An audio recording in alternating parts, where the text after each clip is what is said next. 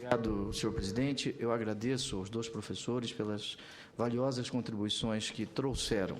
Eu quero parabenizar o professor Juarez pelas suas contribuições e gostaria, como relator, se elas fossem para cá enviadas por escrito, porque eu fiquei muito impressionado com as manifestações do senhor, já tinha ouvido em palestras o senhor e lido os seus escritos.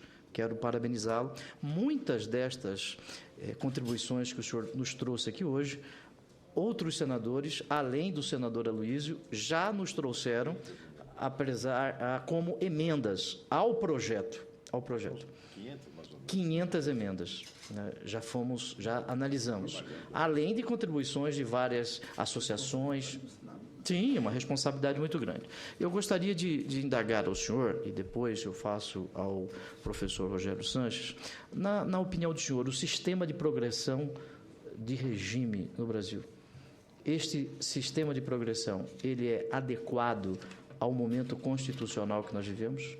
Um cidadão que comete um homicídio, se nós podemos chamar de homicídio simples, se tirar a vida de um semelhante pode ser algo simples, ele fica 1 ano no regime fechado e depois ele vai para o regime semiaberto. Nós sabemos da não existência, em regra, de regime semiaberto. A posição do senhor, se o senhor pode trazer a contribuição dos seus estudos na Alemanha, como funciona a progressão de regime na Alemanha, como isso se dá, qual é a pena, me parece não, na Alemanha não existe pena mínima para alguns crimes. Como isso se dá na Alemanha e esta comparação aqui no Brasil? A primeira, a questão da progressão de regime. Na opinião de Vossa Excelência, sem falarmos de um direito penal mínimo, nem um direito penal máximo, não falarmos de um direito penal do inimigo, que nem Jacobs, ou um direito penal do amigo, mas um direito penal cidadão. Na opinião de Vossa Excelência, quais são os bens jurídicos que teriam a dignidade penal? E, na avaliação que Vossa Excelência fez do projeto, se isso vem sendo cumprido, qual é a posição do senhor? Também há uma reflexão do senhor a respeito dos crimes contra a administração pública, em especial os crimes relacionados ao desvio de recursos públicos. Não estaríamos no tempo, no Brasil, de protegermos bens jurídicos meta-individuais, bens jurídicos difusos? E uma última indagação. Existiria no Brasil, na opinião de Vossa Excelência, um espaço para um direito administrativo sancionador para algumas condutas? Estas reflexões são importantes para mim como relator. Senhor presidente, depois da resposta do nosso convidado, o professor, doutor Juarez, eu faço as indagações, se Vossa Excelência me permitir, ao professor Rogério Sanches. Posso acrescentar uma pergunta sobre responsabilidade penal da pessoa jurídica?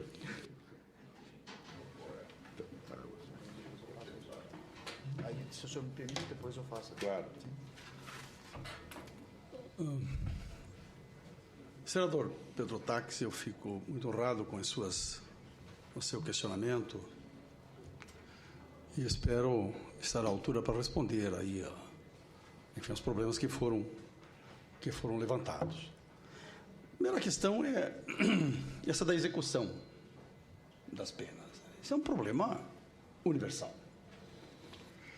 É um problema universal porque as prisões são criminogênicas. Enquanto nós ficamos limitados ao estudo de dispositivos para tratar do crime, nós não vemos o funcionamento do sistema da justiça criminal. Esse sistema que tem os seus parâmetros legais, o direito penal e o processo penal, mas que funciona através da atuação da polícia, a ação da polícia, da justiça e da prisão. E as prisões, na verdade, não reduzem a criminalidade, não cumprem as funções declaradas de correção do criminoso, não só no Brasil, em lugar nenhum do mundo. Em lugar nenhum do mundo. Nós ficamos iludidos com a possibilidade de usar a pena como transformação do sujeito. Isso não existe nos Estados Unidos, na Alemanha, na Itália, na Argentina, no Brasil. Mas os objetivos declarados da prisão, de correção do condenado, vamos falar do criminoso, do condenado, não são cumpridos, porque a prisão introduz o sujeito em novas relações de violência. Mas a prisão é um mundo violento, como a Vossa Excelência sabe, o sujeito que entra na prisão, ele tem que se adaptar a novas normas da prisão, e as normas, as regras de sobrevivência aqui são a violência e a malandragem. E quando ele se encontra absolutamente adaptado à prisão, foi inteiramente prisionalizado, está adaptado àquele mundo de vida, ele volta para o mundo fora da prisão. E aí encontra o quê? Ele encontra as mesmas condições adversas que existiram, que o levaram à primeira criminalização, etc. E mais, encontra ainda a atitude dos outros, porque agora ele é um egresso. E a comunidade, aí vem a comunidade, na verdade, tem um papel nisso, ela na verdade, se comporta em relação ao egresso, naquela expectativa de que ele continue praticando novos crimes. Mas ele continua sua carreira criminosa. Agora, imagine, o sujeito foi inteiramente prisionalizado, adaptado à prisão, então volta para a comunidade, encontra essa atitude, e qual é o resultado? O resultado é a reincidência. Quer dizer, a prisão, na verdade, produz reincidência. E hoje a criminologia mostra, para entendermos o direito penal, foi pelo que não pudemos falar na nossa exposição inicial de criminologia, porque tínhamos falado dessa parte geral, mas a criminologia mostra. O sistema é inteiramente criminogênico e não cumpre as suas funções declaradas, cumpre, aliás, outras funções reais, ocultas, né, que essa é a função verdadeira que o sistema penal cumpre numa sociedade desigual, senão o direito penal garante a sociedade. Então vem o ilustre promotor fala em garantir a sociedade. Garantir uma sociedade desigual é garantir a desigualdade. Quer dizer, quando estamos garantindo uma sociedade justa, aí o direito penal pode ter um papel, positivo. Mas uma sociedade profundamente desigual e injusta como a nossa, o direito penal garantir a sociedade é garantir essa injustiça e essa desigualdade. Então, ele é, por natureza, elitista. Quer dizer, esperar que o direito penal vá resolver, que a execução penal vá resolver, não vai resolver. A questão de progressão de regimes é muito importante. Quer dizer, isso vem na esteira dessa compreensão da falência do sistema penal em relação aos seus objetivos declarados, e que nós precisamos minorar as consequências negativas, aliás, reconhecidas pelo próprio legislador. A exposição de motivo do atual Código fala disso, que o sistema penal, o sistema carcerário é criminogênico. Então precisamos atenuar isso com a progressão de regimes, com os substitutivos penais, com o livramento condicional, com a suspensão condicional da pena, que são institutos generosos e que foram aqui proscritos. Quer dizer, por quê? Qual é essa antipatia? Claro que é possível ajustar esses institutos, né, que desinstitucionalizam a execução penal, o sujeito volta para a comunidade, quer dizer, e aí, mas não cumpre. Claro que se cumpre, e a pena é muito pior. Podemos ajustar isto. É uma questão de refletir como adequar o livramento condicional, a suspensão condicional da pena, com a questão das penas restritivas de direito e as hipóteses de cumprimento de pena em liberdade. Isso é possível fazer. Outros países fazem. Por que não fazemos isso? Quer dizer, e aí a compreensão de que o direito penal, na verdade, produz... Eu hoje sou um antipenalista, nem me intitulo mais penalista, eu sou um antipenalista. Eu quero reduzir o direito penal, não ampliar o direito penal. As nossas posições são antagônicas, porque nós temos aqui um promotor que acredita na pena como forma de solução de conflitos sociais. Eu não acredito na pena para resolver conflitos sociais. Temos que resolver conflitos sociais através de medidas, públicas, políticas públicas, e não através de punição. Essa resposta do Estado, essa resposta mesquinha, pequena, de pena criminal, é a única resposta que o Estado tem para a questão criminal no Brasil, é a pena criminal. E a resposta está dando nessas consequências todas. E ainda vamos mais penas. Quer dizer, precisamos de mais crimes, de mais penas, de mais polícia, mais justiça, mais prisão. Onde é que vamos acabar? Nós já temos 550 mil presos. Daqui 10 anos vamos estar com 2 milhões e 500 mil presos. Vamos transformar a sociedade num arquipélago carcerário. Para quê? Para manter uma sociedade desigual. Não discutimos a desigualdade social que o direito penal garante. Quer dizer, hoje eu tenho uma posição muito próxima, das posições críticas. Eu fui um dos primeiros a trazer essas críticas. Quer dizer, Radbruch, que era um filósofo conservador, costumava dizer: nós não precisamos de um direito penal melhor. O promotor precisa de um direito penal melhor. Diz assim, o Radbruch diz assim: nós não precisamos de um direito penal melhor. Nós precisamos de qualquer coisa melhor do que o direito penal para resolver conflitos sociais. Quer dizer, Radbruch dizia isso. Quer dizer, precisamos de outra coisa. Quer dizer, essa resposta punitiva, neurótica, obsessiva, é completamente equivocada. A criminologia demonstra isso o tempo todo. Bom, estamos falando da execução penal. E a execução penal que no Brasil tem o regime de progressão, quer dizer, a progressão de regimes, que no atual Código Penal, quer dizer, a progressão começa, o sujeito cumpre aí um senso da pena. Mas agora, nessa proposta aqui, eles vão entupir o sistema penal. Por quê? Porque valorizaram um instituto que hoje está em descrédito no mundo todo, que é a reincidência penal. A reincidência não prova nada, se prova alguma coisa contra o Estado. Por quê? Porque ela é a demonstração evidente do fracasso do projeto técnico corretivo da prisão. Por isso que o sujeito reincide. Quer dizer, porque o Estado danifica o sujeito. E o sujeito volta e não tem alternativa. Quer dizer, quem não tem lugar no mercado normal, legal de trabalho, vai procurar, quer dizer, no mercado ilegal, porque precisa sobreviver. Quer dizer, então, eu estou tentando colocar aqui o seguinte. Nós temos, hoje, a progressão do regime, quer dizer, com cumpre 1/6 da pena, e aí vem essa reforma assim, não, mas o reincidente tem que cumprir 1/3 da pena. Quer dizer, então, a reincidência, ela funciona em todas as escalas da progressão do regime, segundo o projeto. Quer dizer, e vai atravancar a progressão de regimes. Consequentemente, vai entupir as prisões. Entupir ainda mais, quer ficar ainda mais superlotadas. Quer dizer, não se entende por que esse punitivismo desvairado. Além da ampliação das penas, quer dizer, essa dificuldade que se criou por causa do Instituto da Reincidência, eu estava falando, falei que a residência indica uma falha do Estado na realização do projeto técnico corretivo. Quer dizer, então, a residência real, aquela que se define pela passagem do sujeito por um sistema formal de controle, representa exatamente isso. A reincidência fictícia, aquela, não representa nada, é um indiferente penal. E, no entanto, está aqui a reincidência, estamos trabalhando com um instituto positivista, sabe que não significa nada, que o sujeito essa história do criminoso nato, de uma criminosidade nata, isso não existe, a criminologia hoje está numa outra ideia. Não é? Ainda falar, então, foram várias coisas que se colocaram aqui, mas o que se levantou aqui é a responsabilidade penal da pessoa jurídica.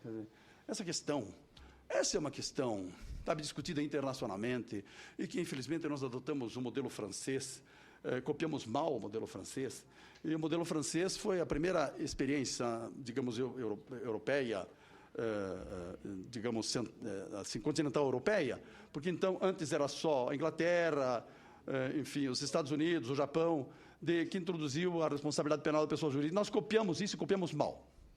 Copiamos mal porque todos os penalistas, no Brasil não há um só penalista que defenda a responsabilidade, penalista digno de seu nome, que defenda a responsabilidade penal da pessoa jurídica. Por quê? Porque ela é incapaz de ação que é um fenômeno exclusivamente humano, e porque ela é incapaz de culpabilidade.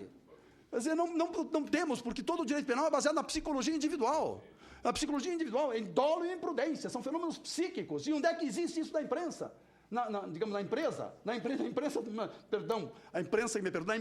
é que existe isso na empresa? É bom que a imprensa divulgue isso aí. Na empresa, não há um cérebro em que o dolo ou a imprudência se configure como vontade consciente de realizar um crime ou a lesão do dever de cuidado.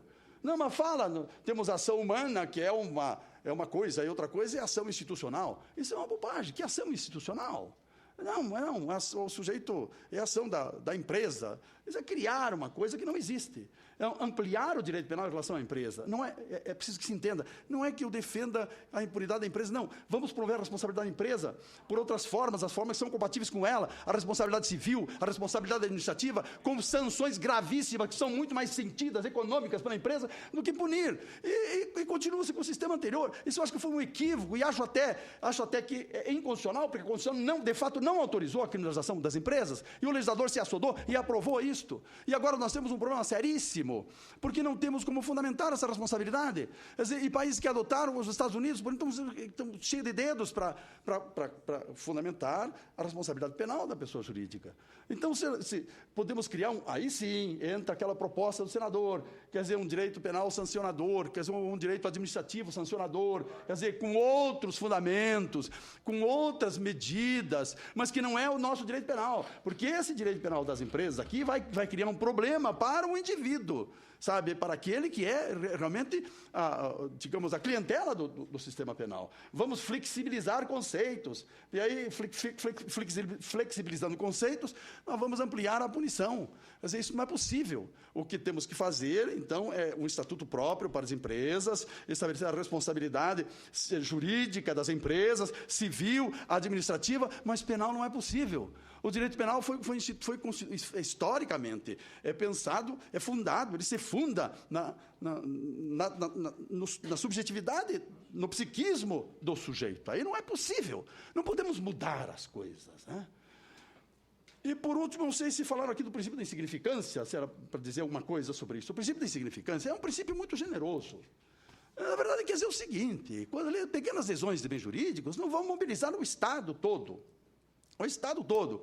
Quer dizer, pequenos arranhões, pequenas ofensas, pequenos furtos. Às vezes vai mobilizar a polícia, a justiça, a prisão para resolver essas coisas.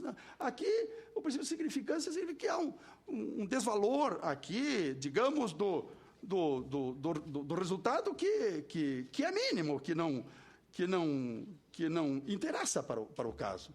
Mas eu acho que aqui o nosso projeto, ele se excedeu. Porque aí diz o nosso ilustre promotor que não previu o princípio da insignificância, mas isso já era aplicado. Mas eles preveem o princípio da significância, que é muito bom, muito simpático isso, né? Só que estabelece tantas limitações que tornam praticamente inútil o princípio. Vejam, o princípio da insignificância, no artigo 28, parágrafo 1º, diz assim: primeiro tem um desvio topográfico, que aparece como justificação, e na verdade não é justificação. O princípio da insignificância, ele exclui o próprio tipo, ele destipifica o fato. E tem mais, há uma distorção político-criminal aqui, porque estabelece exigências excessivas, que esvaziam o instituto, porque exige mínima ofensividade, vejam vocês, da lei, mínima ofensividade, reduzidíssimo grau de reprovabilidade e inexpressividade da lesão. É impossível configurar todas as situações aqui. Quer dizer, de alguma forma, o princípio da insignificância não existe. E isso eu digo que isso é uma distorção político-criminal indevida, porque o princípio da insignificância se refere ao desvalor do resultado. E está se usando aqui o desvalor da ação, a ofensividade ou a reprovabilidade que se refere ao autor, para amesquinhar um princípio muito importante no Código Penal. Então, vejo que isso foi apresentado aqui como uma coisa positiva do projeto, mas, na verdade, o projeto dá com uma mão e retira com a outra. Quer dizer, essa é que é a verdade. E por último, essa questão do direito penal garantista, né? Uma garantista com essa punitividade, sabe, com essa intolerância em face do indivíduo. O direito penal devia ser garantista, né? Ele fala aqui da proteção do Estado, o eficientismo na proteção do Estado. O direito penal não tem que proteger o Estado. O direito penal tem que proteger o cidadão diante do poder do Estado. O Estado tem o poder, o Estado faz o que quer. Quer dizer, o indivíduo é que precisa do direito para se proteger contra a violência do Estado. E hoje a violência do Estado, do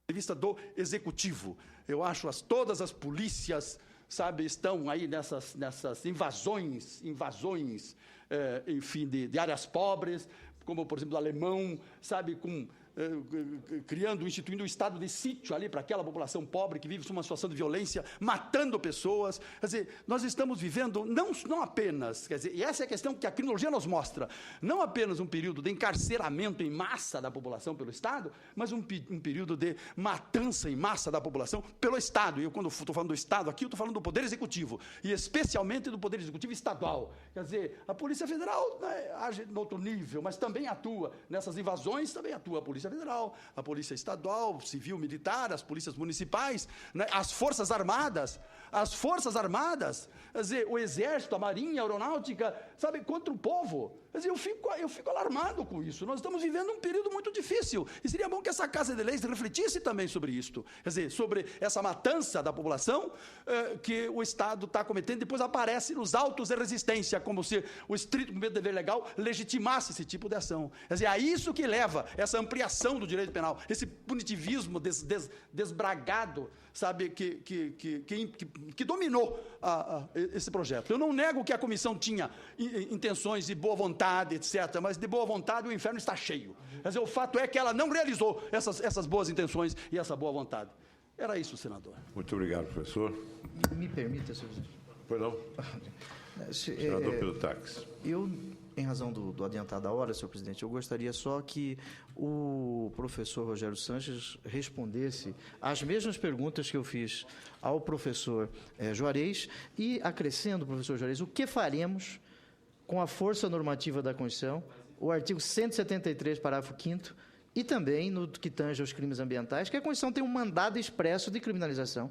Ela manda, nós criminalizarmos as condutas, se é que possamos falar assim, de pessoa jurídica. A Lei 9.605 de 98 ela não foi reconhecida inconstitucional pelo Supremo Tribunal Federal. Então, a Constituição ela tem um mandado expresso de criminalização e tem que ser cumprido. No tocante ao garantismo, né, um dos maiores cultores do garantismo penal, né, do seu livro Democracia, né, o Luigi Ferrarioli, ele fala do garantismo positivo e do garantismo negativo.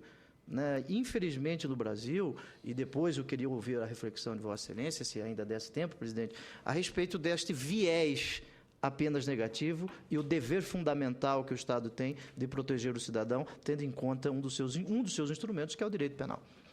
As mesmas perguntas ao professor Rogério Sanches. E agora a palavra, por 15 minutos. Bom, eu quero, antes de mais nada, esclarecer, não sei se eu fui... Talvez eu não fui claro. Em nenhum momento eu falei que o direito penal serve para proteger o Estado, concordo. O direito penal é o Estado.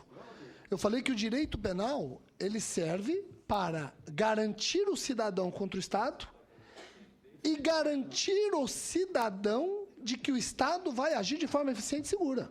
E eficiente. O direito penal não serve para proteger o Estado. O direito penal é o Estado. Então, em nenhum momento isso foi dito, e é importante que isso fique claro, porque senão eu estou desvirtuando o garantismo no sentido que eu acabei propondo, ou seja, os dois ângulos. Aquela dupla face do princípio da proporcionalidade, que Leon Streck já defende há muito tempo. Na interpretação dele, porque o princípio da proporcionalidade não diz o que ele diz que diz. Ainda que a interpretação seja equivocada, esse duplo viés, esse duplo ângulo é muito importante. O cidadão não é garantido do Estado. Mas eu não estou falando que garante o Estado. Eu estou dizendo que ele garante o cidadão contra o Estado, como o senhor falou. Como o senhor falou. E depois, ele garante o cidadão de que o Estado vai agir de forma suficiente. Jamais protegendo o Estado. Ninguém falou de proteger o Estado. A outra coisa que eu coloco aqui é o seguinte. Em nenhum momento me titulo como um punitivista atroz. Em nenhum momento. Eu gosto de trabalhar com o direito penal mínimo porque é mínimo. Direito penal máximo porque é máximo. Um latrocida, um homicida, um Fernandinho Beiramar que foi condenado a 80 anos ontem por conta de homicídios que ele comandava de dentro do presídio, que não reeduca, etc. Tal. No Brasil, o crime organizado está na pessoa do Fernandinho Beiramar. Não. É apenas um exemplo. É apenas um exemplo. O crime organizado, doutor Juarez, antigamente eu ouvi dizer que o crime organizado era um Estado paralelo. Ele não é um Estado paralelo, porque ele cruza com o Estado. Eu tenho crime organizado dentro do Estado. Então, eu estou falando do Fernandinho Beiramar e nem falei de crime organizado. Eu falei de uma pessoa que foi condenada ontem a 80 anos. Se a pena ela é esse instituto totalmente ineficaz, qual é a solução para os crimes de maior potencial ofensivo? Para um homicida reincidente, para um homicida que não tem freios, para um latrocida, qual é a solução? A pena por hora, ainda que no futuro, gerações futuras, critiquem dizendo, olha só a consequência que esse período dava para os autores de crimes. Ainda que nós sejamos criticados no futuro, hoje, no presente, não temos uma resposta melhor para os crimes de grande potencial ofensivo. Eu concordo com o professor Juarez quando ele fala da falsa democratização da pena. Ela não pode atingir crimes de menor ou médio potencial ofensivo. A pena ela tem que ser limitada para os crimes de grande potencial ofensivo. E se nós limitarmos as penas para os crimes de grande potencial ofensivo, não teremos esse inchaço carcerário, pelo menos não nesse montante. Agora, é a solução que nós temos hoje, ou não temos solução. E aí é o Estado a dizer para essa sociedade injusta que ele, Estado, não tem resposta para esse tipo de comportamento injusto. Então, eu acredito que o Estado não pode anunciar esse fracasso. Eu acho que o Estado tem que trabalhar políticas sociais, sim, como o senhor colocou. Agora, eu, como promotor de justiça, eu atuo quando falhou a política social. E eu, como promotor de justiça, quando falhou a política social, eu não posso dizer para a comunidade que eu atuo que eu não vou fazer nada. Eu tenho que dar uma resposta, o juiz tem que dar resposta, a polícia tem que dar resposta, a vítima precisa sentir de que ela tem um Estado eficiente, sim. Ou, pelo menos, não tão ineficiente. O sistema progressivo que o doutor Pedro Taques perguntou, é claro que é um sistema importante. E esse sistema progressivo ele precisa trabalhar com o princípio da proporcionalidade. Não vamos aqui falar em frações, se um terço, metade, etc. Não vou chegar nesse tanto, até porque talvez um sexto seja muito no sistema que nós temos. Talvez um sexto já seja muito. Não, estou dizendo o sistema que nós temos. O anteprojeto ainda não temos, ainda é uma esperança. O que eu estou dizendo para o senhor é que 1/6 hoje pode ser muito. Agora, o que eu não admito é um sistema progressivo tratando todos iguais. Isso fere o princípio da proporcionalidade. Isso fere. Eu não posso ver um latrocida progredindo de regime no mesmo quantum de um furtador. Eu tenho que trabalhar com o princípio da proporcionalidade. E esse sistema progressivo me parece que trabalha com o princípio da proporcionalidade. Agora, não vamos questionar aqui o quantum. Talvez o quantum tenha que ser repensado. Talvez o quantum tenha que ser repensado por conta do sistema que nós temos. Esse sistema falido. O senador perguntou também a respeito da responsabilidade penal da pessoa jurídica.